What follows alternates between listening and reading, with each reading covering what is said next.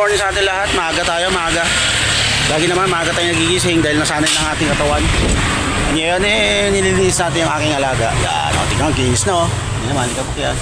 Linisin muna natin. At naihatid na dito natin si Amaro. Maagang gumis ng bata. Talagang masigasig pong pumasok. At nakakatuwa lang. Talagang nauna pa siyang nagigising sa akin. Mag-a-alarm ng 5 yun. Mga 5. Gigising na siya. Maliligo, magbibihis. Tapos papahatid na sa akin. So ngayon, tapos natin di mga magagawa dito, birahin na natin mga business. At mamaya meron tayong pag-uusapan patungkol sa mamaya na lang at tatapusin ko lang muna to. Yun mga business, alright, let's go. Yan mga business, luto tayo. Yun, maggagata tayo. And then syempre partner niya is pritong yellow pin. Alright. So mga business, lulutuin na natin yung ating ginataang gulay with yellow pin.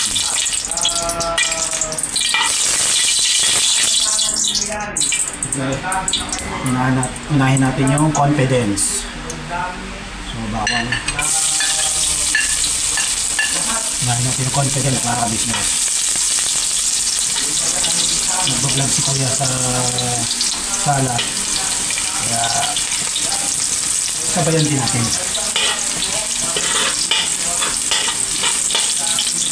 Sibuyas.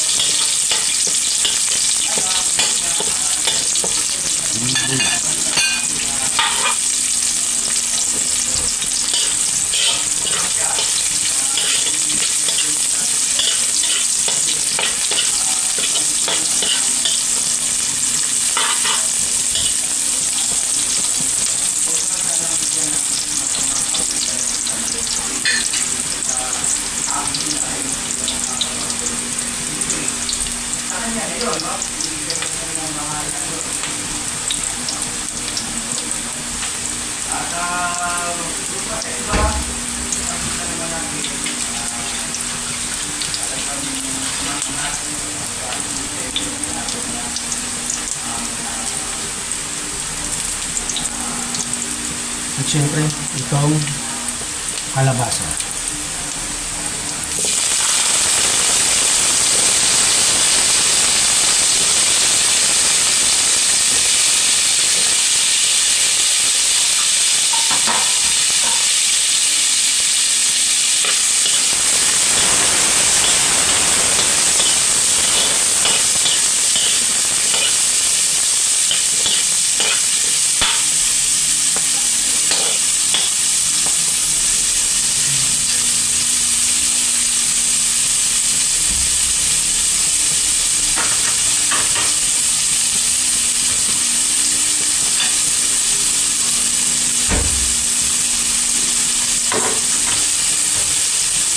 Siyempre, lagyan natin ang unang gata.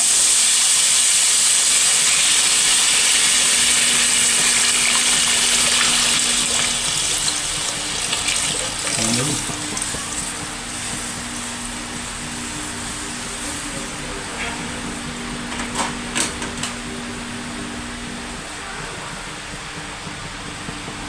So, balikan ko kayo mga ka-business.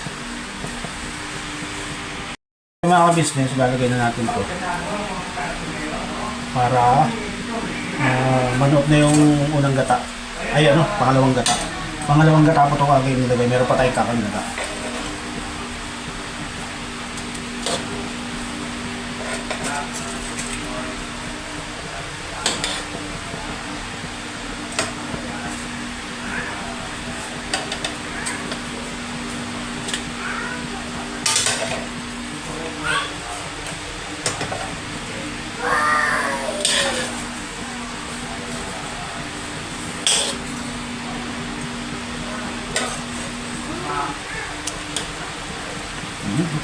Malami.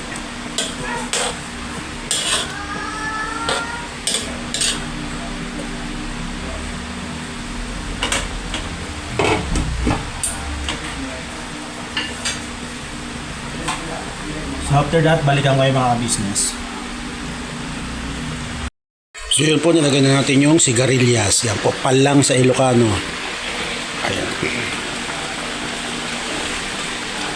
Para lumambot na din po. Wow, ang ating gulay. Ginataang, nagano po, moist. Excuse me po. Yan. Ayan, okay na po to. Ready na. Ready tayo sa aling luzing.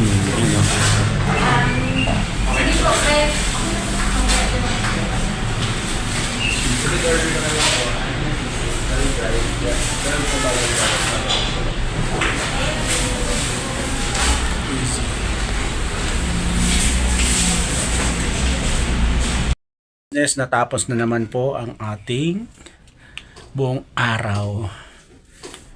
At yun, mga nangyari itong araw na to is yun, nagluto ako. At andito nga si Ate Kyla at saka si Kuya Bong.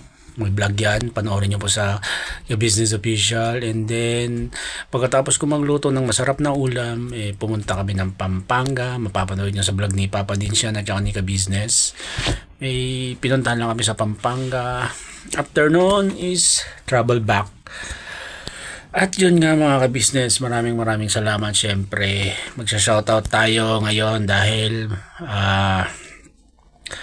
anong tawag dito, maiksi lang aking naging video. Shoutout tayo, mga nagpapa-shoutout dyan, comment down below. So ang una nating i-shoutout syempre si Liza Maranan from Kuwait. Thank you sa laging panonood at mag-iingat ka lagi dyan. Alright. At syempre, hindi natin makakalimutang i-shoutout si Ma'am D, ang nagkaloob sa atin ng ating kauna-unahang motorsiklo. At syempre, ang madalas magpaabot ng pagmamahal sa kabuuan ng Family Ka Business.